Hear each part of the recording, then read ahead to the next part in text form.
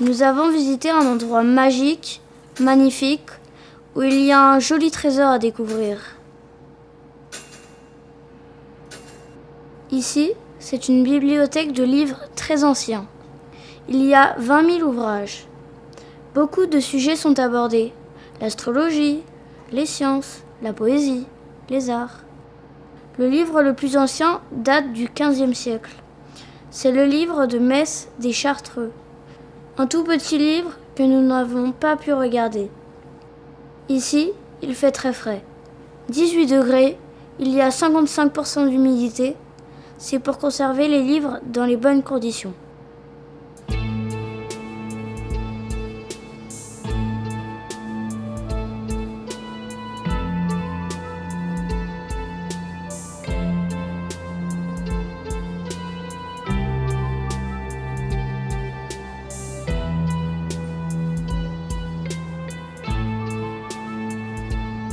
Ce livre est très beau car il a beaucoup d'images.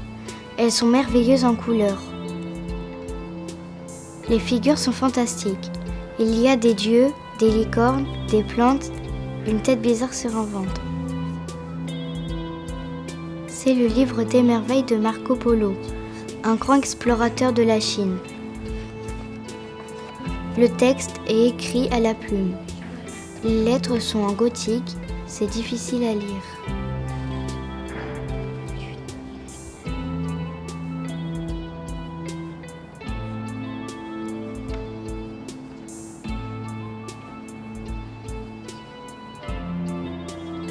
Ce livre s'appelle l'album Gombert. Il est fragile et difficile à manipuler. C'est un grand livre de la fin du XIXe siècle. On y voit les estacades en bois, les constructions de bateaux avec des voiles, des mâts en bois. Il y a aussi des images des falaises, les maisons de Fécamp. Gombert fut le premier photographe de la ville de Fécamp.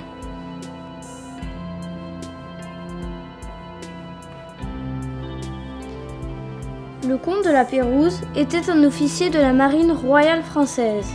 C'était un grand voyageur.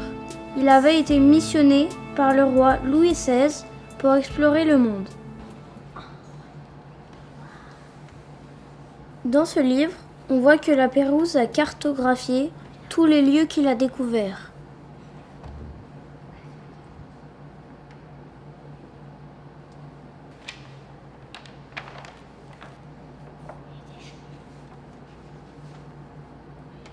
Nous avons observé des plantes typiques des régions et de grandes cartes. C'est un livre immense, difficile à manipuler.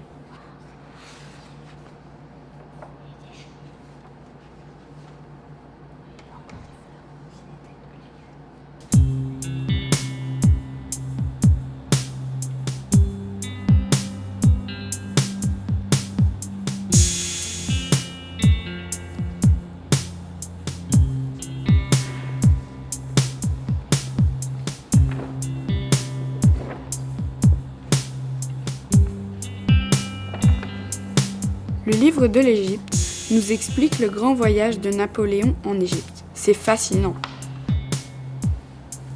Il y a beaucoup de gravures, des dessins, des sarcophages, des pyramides et des hiéroglyphes.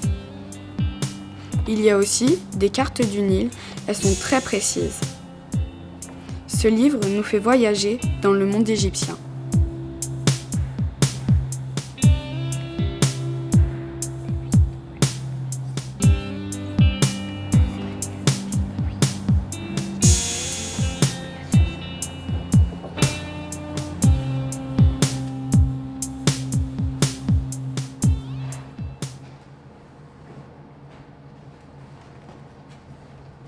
Le joli trésor à vous montrer, c'est un globe terrestre du XVIIe siècle.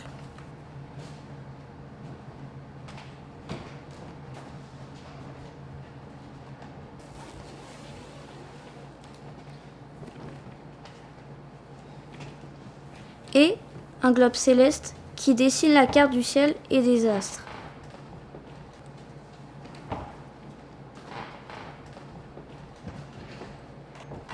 Les deux globes datent de la même époque.